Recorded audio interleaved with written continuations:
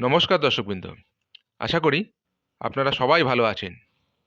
সামনেই সরস্বতী পুজো, তাই দেবী সরস্বতীর কিছু মন্ত্র আপনাদের জানাচ্ছি।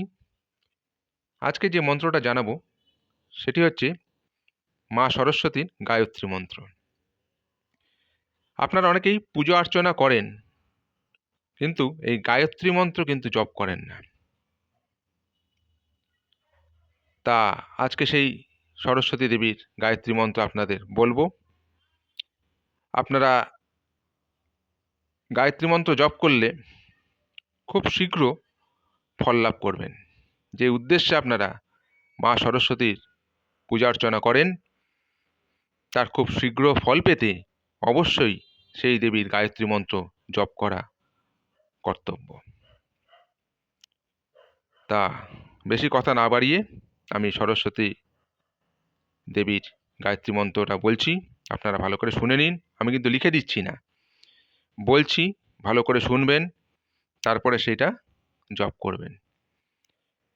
তা যদি পারেন কমপক্ষে 108 বার মা সরস্বতীর পুজো করে এই সরস্বতী গায়ত্রী জপ করবেন, একনিষ্ঠ মনে করবেন, অবশ্যই করবেন।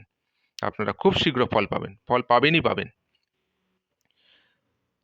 তা আসুন সেই গায়ত্রী মন্ত্র জপ করছি। বেশিরভাগ পুরোহিত মশাই এই সরস্বতী গায়ত্রী মন্ত্র জপ করেন না, তাদের সময়ের অভাবে, কিন্তু আপনারা অবশ্যই করবেন। আসুন জেনে নিই।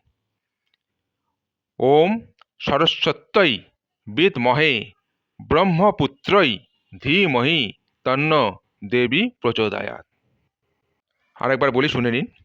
ওং সরস্বত্যৈ বিদ্মহে ব্রহ্মপুত্রৈ ধীমহি তন্ন দেবী প্রচোদয়াৎ। বুঝতে পারলেন?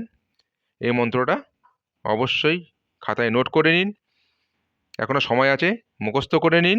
তারপরে সরস্বতী পুজো হয়ে গেলে আপনারা জপ করবেন, শীঘ্রই ফল পাবেন। তবে নমস্কার।